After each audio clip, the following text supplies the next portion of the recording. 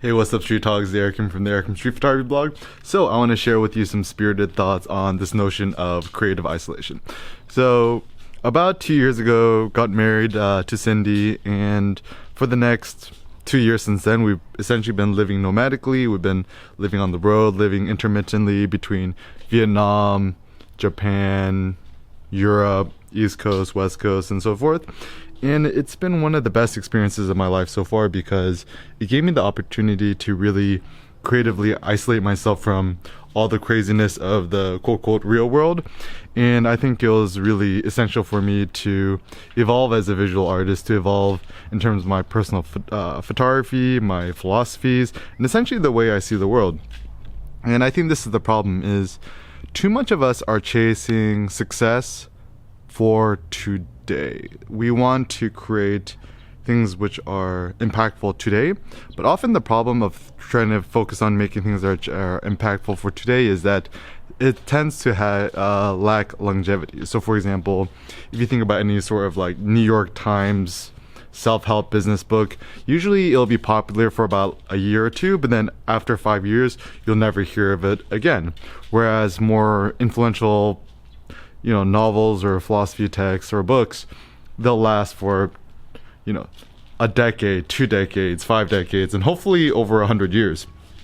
And the philosopher, my best friend Nassim Taleb, calls this the Lindy effect. Is generally speaking, if something's been around for a long time, it's going to be around for a lot longer. Anyways, I'm getting a little bit off topic.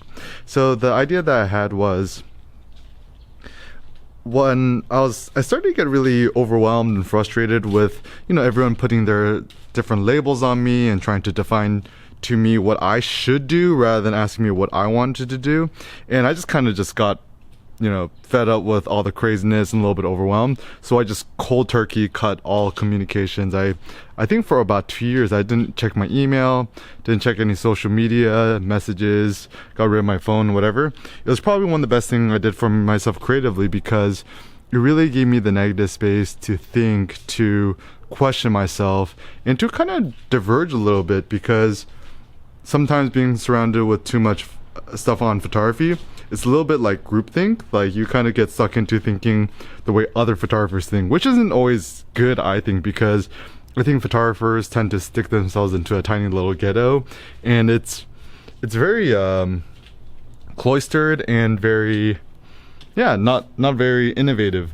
And so I've probably found my bigger innovations studying other entrepreneurs, studying my best friend Steve Jobs, Elon Musk, Kanye, listening to music, rap music. I actually learned a lot from listening to rap music, or just studying painting, abstract paintings. I'm really into Franz Klein right now, one of the black and white abstract painters, Jackson Pollock, all those guys. And I think essentially as creative artists and innovators, we're trying to create works which are hopefully last a long time. So I think also there's a nice quote I like by Nietzsche. He says, "I try to separate myself from other men by at least 300 years, which effectively means I want to create artwork or create, works which will be readable 300 years from now and still influence people 300 years from now." Now, of course, it's impossible to know how long our work is going to last, and we cannot really control, whether people 300 years from now will read or not. But I think this kind of long-term thinking is essential because it allows us to create greater works, greater ideas, and greater philosophies and artworks, which will hopefully not only help people of today, but also future generations. And unfortunately, some of the greatest innovators and artists in history, they failed to gain some sort of international acclaim or recognition or worldly success while they're still alive. Like thinking about Vincent van Gogh, even Nikola Tesla was overshadowed by Edison, although Tesla was far more profound and innovative. And I think that's the difficult thing, is as human beings, as innovators, entrepreneurs, we're essentially risk takers and we're also risk bearers, which means we're putting ourselves at a disadvantage and we're also sacrificing ourselves for the future collective. Now, I don't mean to say just self-flagellate yourself and just take this ridiculous vow of poverty that a lot of monks do, but it is still really to think that to know that your maximum lifespan is let's say at best 120 years. And of course, it's nice to have worldly success and all these worldly pleasures, blah blah, but trust me, I've had it all and I've done it all, and it's just kind of, at the end of the day, you just kind of get used to it, right? This hedonic adaptation doesn't feel I think they call this affective forecasting, AFFECTIVE forecasting, which means you think once you buy something, you achieve something, or you become famous or successful, whatever, you overhype how it's going to make you feel, and once you actually get it, it's like, oh, what, that's it? It's kind of like the first time Jay-Z bought his first Bentley or whatever, he drove around the block, and he's like, wait, that's it? He just kind of overhyped up in his head. Anyways, what gives me the greatest satisfaction in life is being able to constantly innovate, to come out with new ideas which excite me and hopefully could also excite others.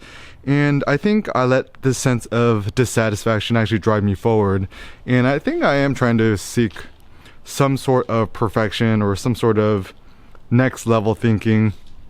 And I think the only way to do that is really to creatively isolate yourself from others, because unfortunately most people are too basic. They tend to think in herd-like mentality. They, the internet saying, wake up sheeple, right?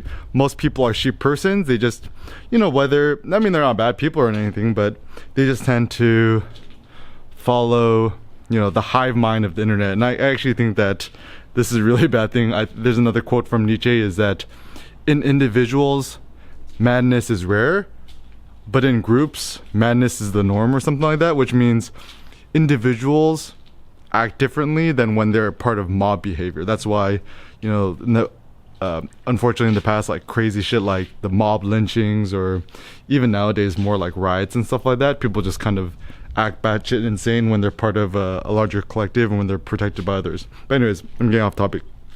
So, going back to creative isolation, do you remember when Charles Darwin first went to the Galapagos Island? He saw all these like weird animals. Like, how did these things possibly survive with all these strange adaptations and variations? But it was super cool because I mean, to what I understand, the Galapagos Island is relatively safe in terms of there's not that many natural predators, and it's separated from the rest of the quote quote real world, which allowed all these really weird animals to evolve over thousands of years, I suppose. And taking this idea for human beings too, we need to put ourselves on some sort of metaphorical island to separate ourselves from, essentially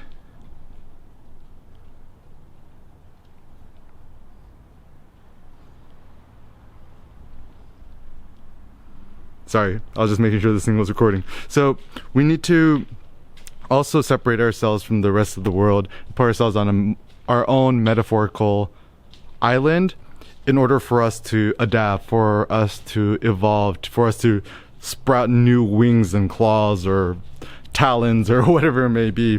And unfortunately, a lot of our adaptations today will actually not be helpful for us today, but it might be helpful for us like 100 years from now. So for example, who would have known that maybe people today with disproportionately large thumbs would make for better text messengers, and thus they could succeed more in business? Who knows? I mean, like, this is kind of a silly thing. Or like, I think as visual artists or photographers, perhaps we have some sort of specialized visual acuity that we could see better than the average human being, and thus we have more sensitive eyeballs or ocular abilities or whatever it may be. And in today's world, it's all about images, right? Whether it's moving images, still images, advertising, whatever. So those are the type of attributes which contribute to success for today. And this is actually the sad thing about modern education, is that we're training our children to be good worker bees of today rather than thinking about, oh, what are the skills which could help humans or our kids thrive, in the future, or help humanity 1,000 years from now. Who knows? Maybe it's people who could hold their breath for a really long time underwater because we'll be swimming around in some pools in Mars. Who knows? But anyways, realize that creative isolation is a good thing. And generally some practical things I would recommend is, I mean, these are just very practical. You don't have to do this, but these are things that I have done, which have helped, is, generally limit your correspondences to the outside. Spend more time studying and researching things outside of photography. Try to think more divergently. Also, delete your Instagram.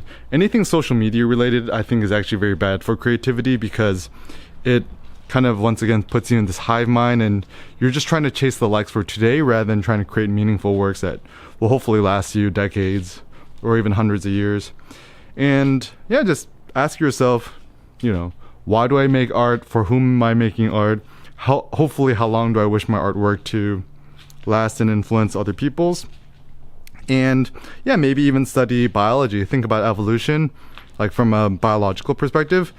What contributes to other species or animals to evolve? I mean, this is a field that I know very little about, so it's probably something I'm going to start studying a little bit more.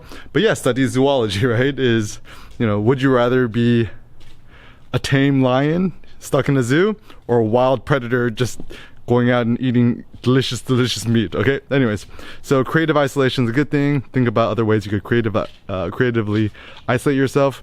If you have some ideas on personal, your personal experiences, like isolating yourself, or how much you think other people should influence you, blah blah, leave some ideas in the comments. And yeah, just kind of share your own opinion, and yeah, maybe create your own YouTube channel, create a response video.